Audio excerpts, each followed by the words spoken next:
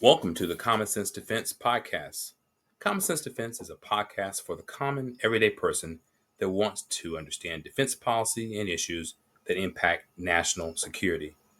My name is Ptolemy Prudent, and today we'll be discussing currently, like before the Congress, is the fiscal year 2023 National Defense Authorization Act. And I want to talk about how currently it's slated that 24 naval combatants will be cut from our fleet. And so I want to go into some of the details on what we can do to, one, understand um, what's going on as it relates to the Navy cutback, and then also what options we have to address our congressmen, and men and women, so that we can prevent that from happening. So we're going to go through a lot of details of this. This podcast is going to be a little bit longer than the other podcasts, but I want to lay out um, the options that we have and what we're trying to do. Because quite honestly, we don't have a lot of time. We have basically um, the month of September to bring about a change. Now, last year, the National Defense Authorization Act, which is the budget that the Defense Department uses and the Energy Department uses for nuclear weapons, and the Defense Department uses it for its programs of record.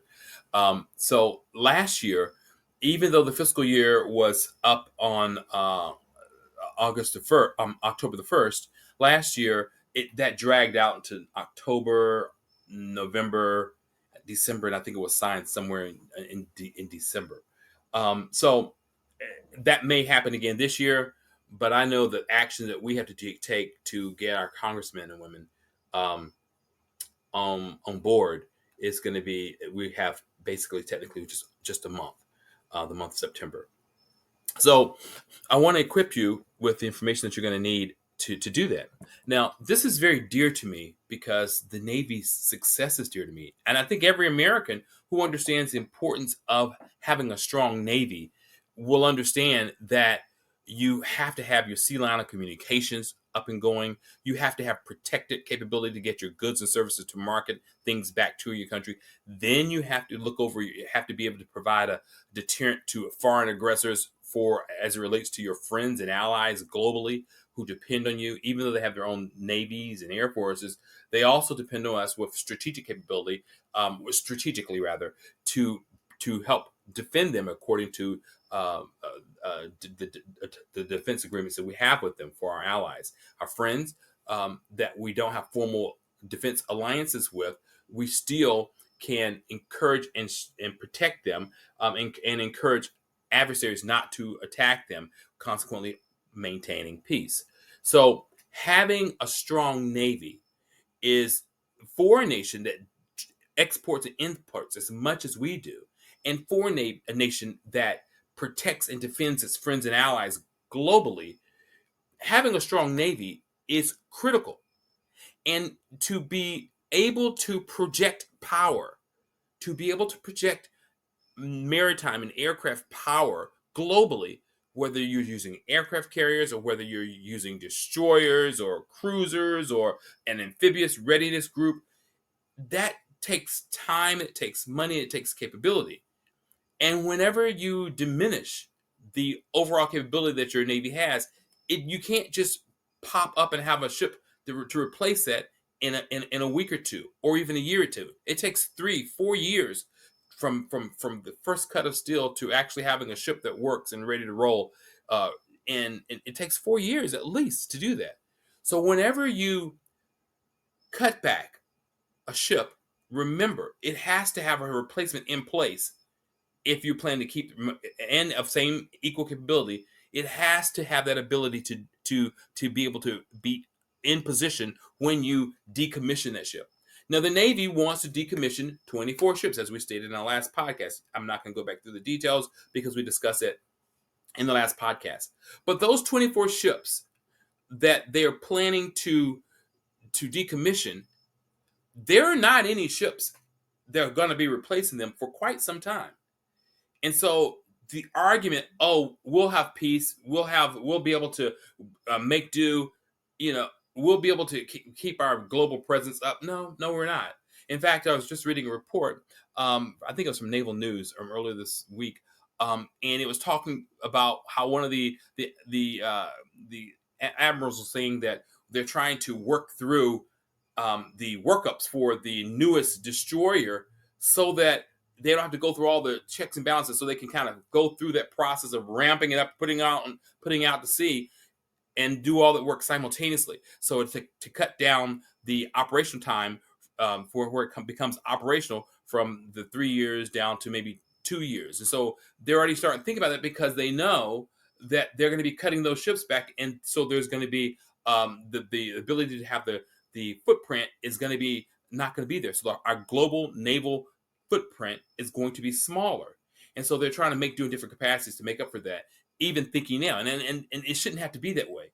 If you have enough ships, you don't have to think like that. So now let's look at what we can do as the common everyday people to address this. Now, what we've done at Common Sense Defense is we've put together a one pager. It's going to be made into a glossy flyer that's going to be sent to all of the defense organizations, all organizations where there are people who are interested in the defense of our nation.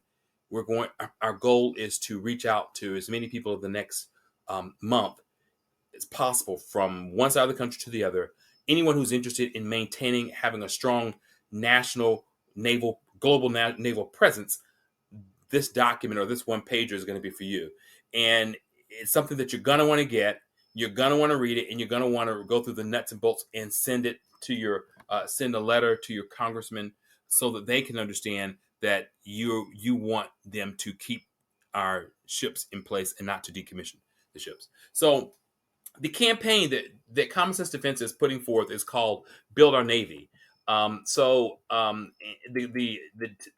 title basically is prevent fiscal year 20 preventing fiscal year 2024 naval emergency, as we're preventing that. So if we can right now in 2022 address issues um, that are attacking the naval force battle force structure, if we can diminish those threats and keep those ships in place, then when 2023, 2024, and even 2025 roll around, we will have the capacity to address global responsibilities, but yet also have the capacity to build more, to have deployed and brought online more ships. So maybe by another 5 years, the Navy will be free to decommission ships because it will have more ships. And so I want to address a dual mode on this. One, the program that I have put in place is one that will cap the Navy from decommissioning ships, keeping them in place. And then also it talks about funding those, and then also options that we have to build more ships. And so that's what I want to go through now. All right, so building our Navy, the Build Our Navy campaign will start. The foundation organization will start. Is starting now in August, but in force it will start in September. And so if you know anyone who is interested in the Navy having a strong Navy and having a strong global presence, then you're going to want to get this flyer, this one page flyer to them. All right, so let's go through the points of it, and you'll be able to get this on the website. Build Common Sense Defense website. There'll be a PDF section that you can just download that, and we'll also put more information out there as the days progress.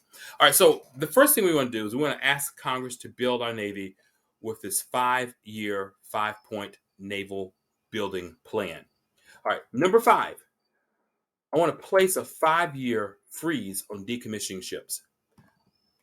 In putting a 5-year freeze on decommissioning ships, you from the get-go, you make a statement that we're going to keep what we have as we continue to build and develop our naval capabilities. We're going to keep what we have. So China, so Russia, if you're calculating on doing anything crazy in the next 2 or 3 years where you think that we're going to have a deficit of ships, don't worry about that because it's not going to happen.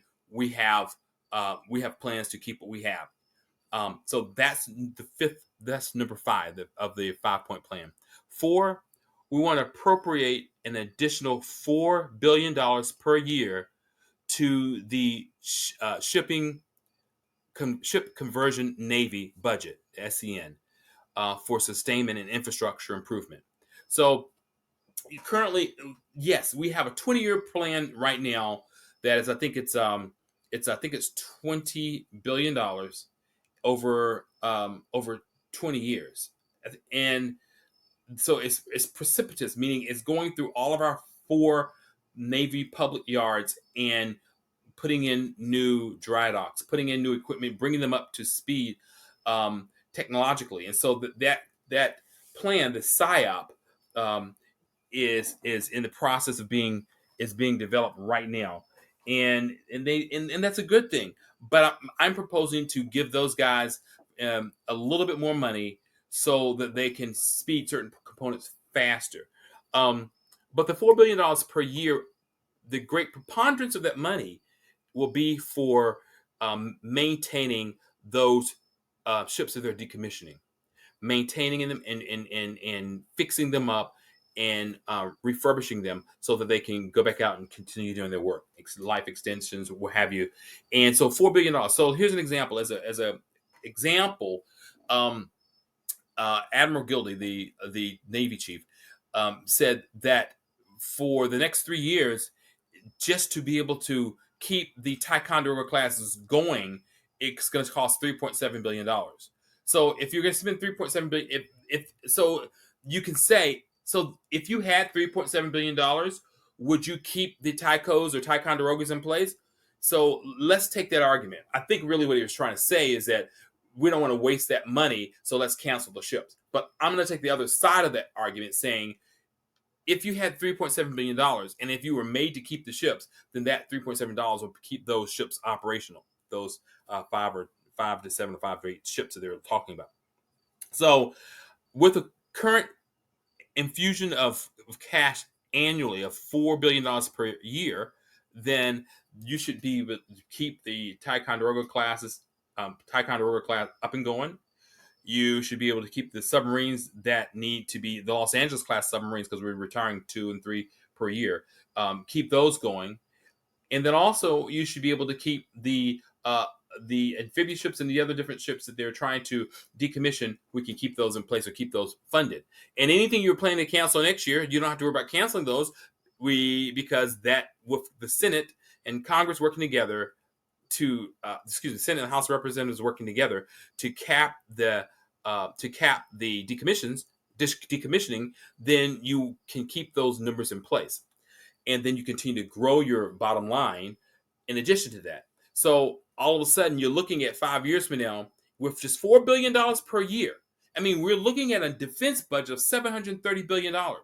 Quite honestly, quite honestly, the everybody in the Defense Department, because the Army needs a secure maritime littoral space to be able to come in and bring troops across. The Air Force needs a forward presence so that they can operate their aircrafts off of a land based environment.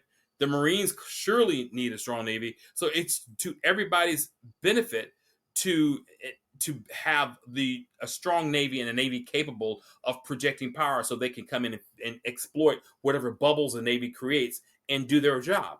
So I'm saying that to say $4 billion is not a lot to ask for to keep a program going. So that's what we're asking for. In the big scheme of things, $4 billion is well worth it to keep the Navy presence there and to continue to build robotic ships, submarines, and hypersonic missiles. Keep building and doing what you're doing, but don't get rid of the ships. Okay, that was 5-year freeze on decommissioning ships. $4 billion per year to the SCN budget. 3, this is important.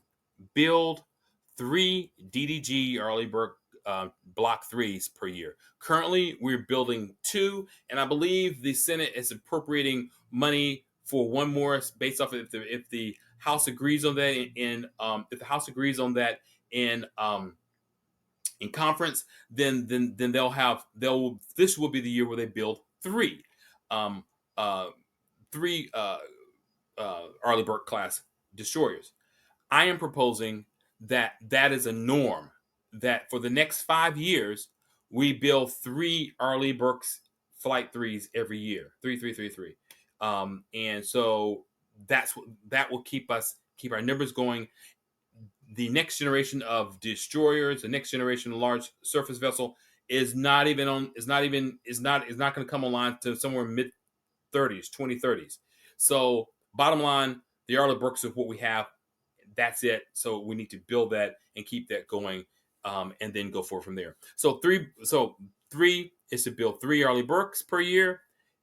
Number 3 is also to build 3 Virginia class Block 5 submarines. We currently build 2 Virginia class Block 5s. I am proposing that we build 3. Now, yes, they cost $3.4 billion, $3.5 billion. I understand that. But the reality is we need every Virginia class submarine that we can. It takes a long time to build them and to get them online, and that will help us substantially if we keep that program going and grow that program. And I think over the last 2 years, I think they have the capacity is there for 2 for sure, and with the expansion of the last few years, it can go up to 3. So number 3, the third component is the Constellation class, the Constellation class frigates. Now, listen, the Constellation class is a frigate. It costs about $1.1 billion. They're trying to get it to an average price of $1 billion. But the Constellation class has a big job ahead of it.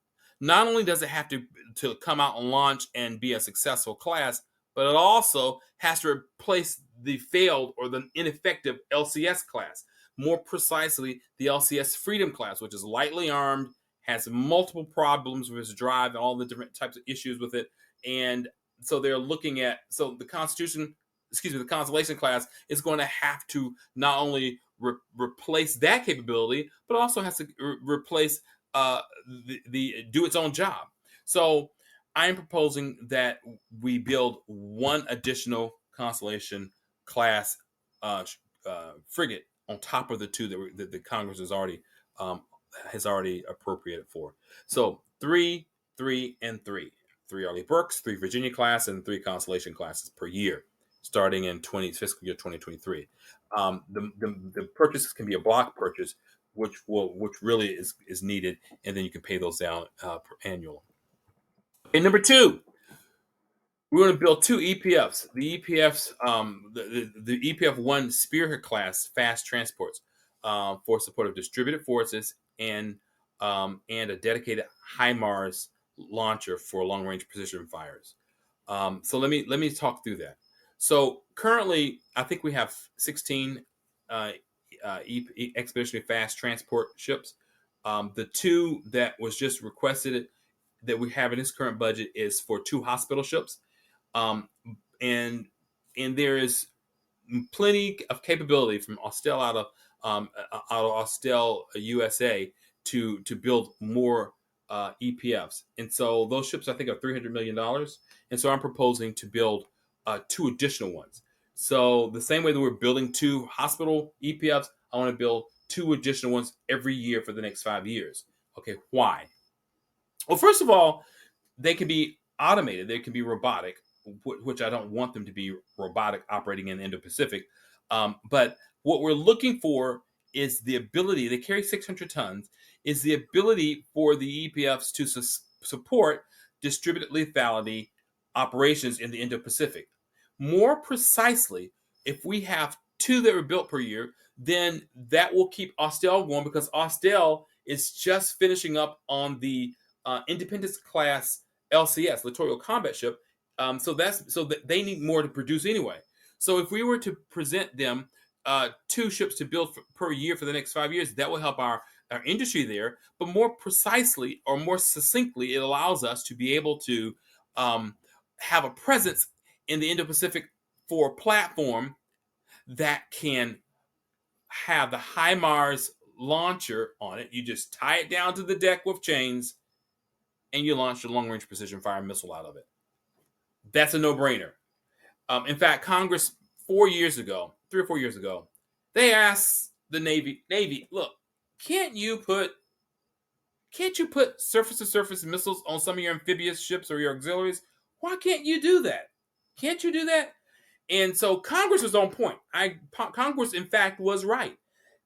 there's you have a battle force ship, even if it has a civilian crew on it, but you have a battle force ship that can put a HIMARS right there on the deck of the ship, right there on the helicopter pad, right there from pull it up from down in the hole, put it up on the deck, chain it down, and use it for firing long range precision fire missiles or even the Marines the Marines um, cruise anti-ship missile. And so, bottom line is, I want us to realize that we have to be able to use all of the capabilities that are afforded us. We're thinking the traditional Navy way of operation when we're outnumbered by the Chinese. We're thinking the traditional mode when we don't have enough budget to keep our Navy going. We have to start thinking asymmetric. Everybody say with me, asymmetric. We've got to think asymmetric here. So if that means that you put a HIMARS launcher on the deck or on the deck of a LHA or LPD, so be it. Make it happen. If with the modifications of increment 2, which is let me slow down. The long range precision fire missile that the Army is developing, that the Marines can also use, that it can just plug into the system. That missile is going to have a range of well over 300 miles. So imagine if you have a HIMARS launcher on the deck of a LHA or an amphibious ship, LPD 17 San Antonio class. You have it sitting there, and you're just lobbing long range precision fire missiles. I mean, what? I can't see the problem with that. There isn't a problem. Yeah, it looks a little cheesy because it doesn't have a streamlined flow. And yes, you're bringing up, but listen, when you're in conflict, you're not going to care where the weapons come from, where the missiles come from. You just need to make sure you get some firepower downrange. All right, so that's my take on that. That's why we need to build those two EPF class ships every year for 5 years, is because it's inexpensive, $300 million per ship, and it's effective, putting 1 or 2 HIMARS launchers on the deck of those ships, and it's going to be precise. Okay, so now let's look at this. That's number 2. That's what we want to do, is build 2 of those. And then in addition to that, while we're doing that, we also want to arm 10 amphibious auxiliaries. We want to arm 10 amphibious and auxiliary vessels with 2 dedicated HIMARS launchers each. Let me say that again. We want to arm 10 amphibious and auxiliary vessels with 2 dedicated HIMARS launchers each. Now, when someone a few years ago, maybe 3, were discussing the HIMARS system with one of the Marine generals, I believe, said, if we use our missiles all up, we're not going to have anything when we get to the battle. Okay, so first of all, I do agree, but the problem is, if you don't sink the ships and send firepower downrange, you won't get there anyway to deploy troops, because you'll be sunk, you'll be hit, you'll be struck. So the proper way of looking at this is, if the ship is there, if an amphibious ship is there, if an auxiliary ship is there, and you have 2 launchers on there, then those launchers can send long range fire downrange well before or in support of a beachhead, or in support of where the Marines are going to deploy, or the Navy is going to be selling. You're able to send fire downrange a lot easier and a lot quicker. Now, that's increment 2. As increment 3 long range precision fire missile comes on board, increment 3 is possibly going to have a range of 600, 700 miles, possibly farther. That being said, wouldn't it be wonderful to have that capability from 5, 10, 15 ships in the Indo-Pacific that can fire downrange 300, 600 miles, 700 miles? Imagine how that increases the threat matrix for the People's Liberation Army Navy, for the Chinese. Imagine what that would do. So not only now they don't have to calculate for the 30 ships that are normal combatants that we have there. Now they got to increase that threat matrix up to 30 ships more, to 60 ships, because you've afforded all of your auxiliaries, all of your amphibious ships in the Indo-Pacific to have the capability of launching long-range precision fires missiles.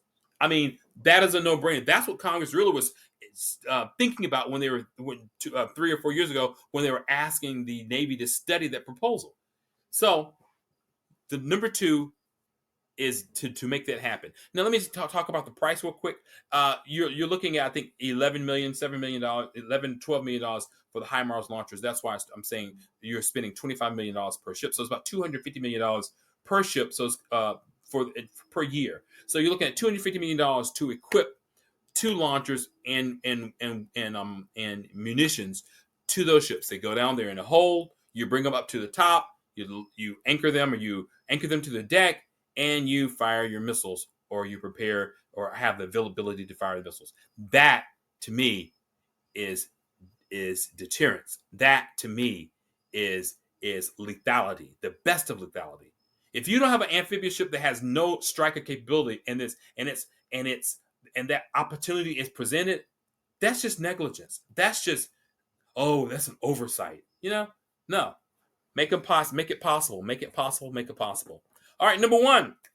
Number one is a block buy. We want a block buy of $1.5 billion, a block buy of 3 LPD-17 Flight 2 and San Antonio class amphibious transport dock ships. All right, so what does that mean? Currently, I believe it is LPD 30, 32, 31, and 30 are the ones that are currently being built. The Navy is proposing for fiscal year 2023 to truncate, which means to stop the production of the LPD-17 Flight 2. So if they stop that, so what do you think is going to happen to all the capability of builders, and what do you think is going to happen when it comes down to our defense industry? Well, they're going to have to lay people off, and so even if they move over and migrate to something else, it's a platform that has not fully matured and has not fully met its capability from the design. The LPD-17 Flight 2 needs to continue to be produced, and I am proposing that we do a block buy for $1.5 billion over the next 5 years, fiscal years, for the total purchase for that to happen. I am also adding a caveat of asking for 10 Mark 6 patrol boats. The Mark 6 patrol boat is currently being used. They say, it's so expensive to operate. Well, because it was supposed to have been 60 and they only made 12. And so then everyone's screaming about how it's expensive to operate. Well, the cost is supposed to go down if you have more platforms. So I am just going back to the initial point and saying we need to build the Mark 6 patrol boats so that we can use them for ingress, egress of forces from the LPD-17s, from the Spearhead class. So you can sortie 600 miles. Okay, so let me put it this way. You could be over the horizon in a San Antonio class Flight 2, and you could be 400 miles, 300 miles away. You can sortie the Mark 6s with troops on board, because they can hold 10 to 12 troops. You can sortie them in from hundreds of miles away, not being seen and quiet, because they're only 40 feet long. You can put 2 inside the deck well of an LPD-17. So whether it is over the horizon, or whether it is right there, right in the Indo-Pacific, right there in the first island chain, then that platform is a great platform that we need to add. So all these ideas, all these concepts I'm putting out there, I'm not submitting anything that is not already in production, that we've not already produced, that we have not already worked with outside the Constellation class. That I'm only sticking with what we know, so that reduces the unknowns. We don't want to have any situations where we have unknowns for technology, unknowns for capabilities. These are all knowns. And so the Mark 6 is a great patrol boat. Secondarily to that, in a cell of four boats, or 2 cells of 8 boats, if you were to put surface-to-surface missiles on those platforms, then they become very, very critical to the tempo of conflict in any area within a 400 or 500 square mile area range, when they start working near the islands in the Indo-Pacific, meaning to the Philippines or right there in the southern part of Japan. So if you were to put surface-to-surface missiles on those anti-ship missiles, rather, on those platforms, 2, possibly 4, um, then you're in a situation where it's a force multiplier. Okay, it's a force multiplier, and so that's really what we want to do. Is we want to look at options. You want to look at options for the platforms that we have to maximize the moment. All right, so I've gone on and on, and I'm almost done here. But I want to talk about those are the things that I want to present to our congressional leaders, so that they can say, we need to look at this a different way. Okay, the number one thing, as stated earlier, is a 5-year freeze on decommissioning ships. If we don't do anything, that's the first thing we have to do. Second thing is definitely the $4 billion budget for maintaining, for sustaining and maintaining those ships and next generation ships. And of course, the 3, the three Arleigh Burkes, the 3 Virginia class Block 5, then the Constellation class, and of course the number 2 is the EPFs, building 2 of the EPF ones, and then also the 10 arming 10 amphibious and auxiliary vessels, and the number 1, as I just stated, the Block 5 $1.5 billion Block 5, 3 LPT-17s and 10 Mark 6 patrol boats per year. So that's my plan. That's what we need to start looking at. That's what we're going to be pushing. You're going to hear a lot about it possibly over the next month. I'm hoping that you kind of look through it, think about it. You can shoot me an email or call me or what have you. But we need to get information out to to Congress, so that they don't cap out and so that they don't deconstruct our Navy. So that's called the Build Our Navy campaign. And we're going to have all this information for you. So feel free to reach back out to us. I want to appreciate you taking the time, listening to us. And this is going to be hot. This is going to be something. So get your friends, get anybody that you know to reach out to make sure that that our Navy is sustained and not deconstructed, decommissioned, that our Navy is strong in the next years ahead to stand up to foreign aggressors. Hey, thank you so much. And you have a great, great day. And thank you for being on the thank you for being our Common Sense Defense podcast, where we talked about Build Our Navy campaign. Hey, have a great day, and we'll talk to you real soon.